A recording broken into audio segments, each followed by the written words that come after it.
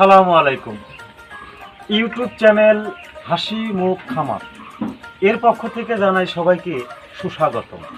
দেশে ও দেশের বাইরে যে যেখান থেকেই আমার এই প্রতিবেদনটি উপভোগ করতেছেন সবার প্রতি রইল আমার এক বুক ভালোবাসা।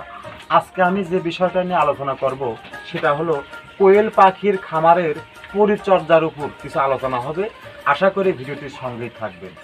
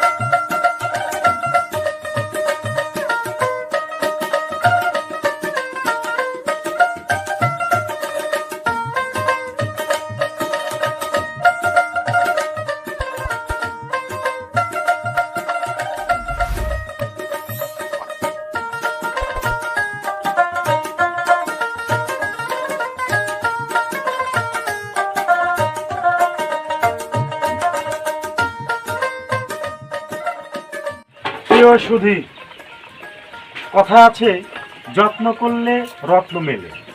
তা আসলে খামারের জীবনটা এরকমই। কিছু কিছু সময় ছুটকোট পরে ইন করে ঘুরে বেড়াচ্ছেন, আবার কিছু সময় ঝাঁটা হাতে। তা আসলে পয় পরিষ্কার করতে হয়।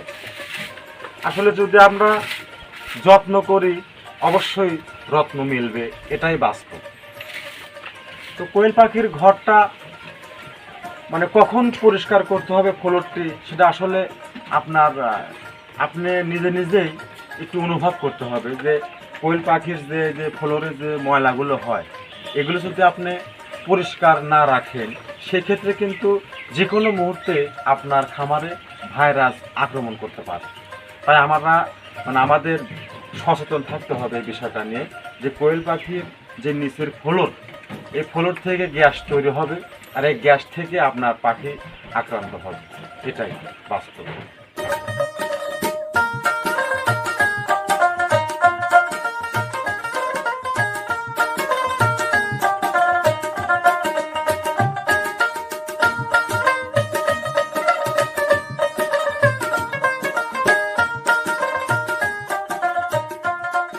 প্রিয় সুধী, যখন আপনি খামারে প্রবেশ করবেন মাস্ক ছাড়া খামারে প্রবেশ নিষেধ। আর ফ্লোর বিষয়ে কিছু আলোচনা, সেটা হলো যদি আপনি ফ্লোরে কাঠের ঘুণ ব্যবহার করেন সেই ক্ষেত্রে এই ঘুণটি আপনি মানে 3-4 বার চেলে ময়লাগুলো ফেলে দিয়ে আপনি আবার ওই খামারে দিতে পারবেন। প্রিয় সুধী, যদি আপনি ফ্লোরে চিটা ব্যবহার করেন অর্থাৎ অটো মেলের চিটা, সেক্ষেত্রে কিন্তু আপনার ওই চিটাগুলো কিন্তু আপনি মানে পরিষ্কার করার সময় চিটাগুলো সব ফেলে দিতে হবে। আর যদি আপনি কাঠের ঘুণ ব্যবহার করেন তাহলে ওইটা আপনি এই যে এটা আপনারা আসলে অনেক কিছুই বলে, এটা দিয়ে যদি আপনি এরকম করে দিয়ে চাললে যে ময়লাগুলো হবে উপরের যে মলগুলো এগুলো আপনি ফেলে দিয়ে নিচের যে ভালো মানে ঘুণটা বের হবে, ঘুণটা কিন্তু আমি আবার ব্যবহার করতে পারব।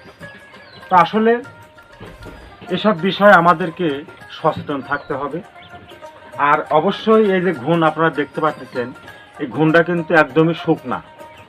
আর কোনোভাবেই যেন খামারের নিচের ফ্লোরে আপনার এই ঘুণটা ভিজা না হয়, এই ঘুণটা সবসময়ের জন্য শুকনা থাকতে হবে। এই ঘুণটা যদি একবার ভিজে যায় তাহলে কিন্তু যে কোনো মুহূর্তে পাখির ঠান্ডা লাগবে, পাখির পেট খারাপ হবে, গ্যাস সৃষ্টি হবে, এতে আপনার খামার যে কোনো মুহূর্তে কিন্তু ধ্বংস হয়ে যেতে পারে। এই বিষয়ে কিন্তু আমাদের সচেতন থাকতে হবে।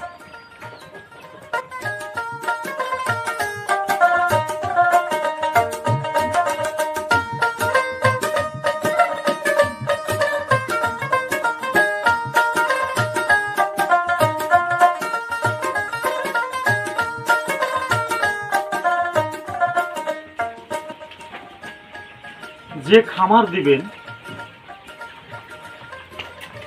তাকে 100% সচেতন থাকতে হবে। প্রতিদিনে একবার হলেও খামারে ঢুকতে হবে।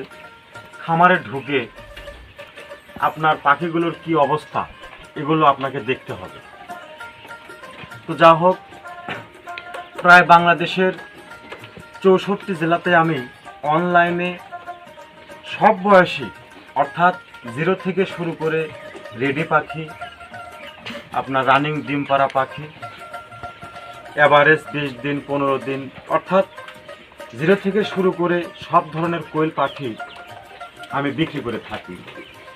যদি কেউ 0 থেকে শুরু করে যে কোনো বয়সের কোয়েল পাখি ক্রয় করতে চান, অবশ্যই স্ক্রিনে দেখানো নাম্বারটিতে যোগাযোগ করলেই আপনার জেলাতে আমার পাখি পৌঁছে দেওয়ার চেষ্টা করব ইনশাআল্লাহ। যা হোক খামারি ভাইরা, এখন বর্তমানে ঋতু পরিবর্তন হচ্ছে, তা আসলে এখন খামার নিয়ে সবাই টেনশনে আছি। তা আসলে এই ঋতু পরিবর্তনের সময় আমাদের খামারে রোগটা আক্রমণ করে বেশি। তা আমরা যদি সব বিষয়ে সচেতন থাকি তাহলে খামারে সফলতা অর্জন করব ইনশাআল্লাহ। সবাইকে অগ্রিম ঈদের শুভেচ্ছা রইল। সবাই ভালো থাকবেন, সুখে থাকবেন। ধন্যবাদ সবাইকে।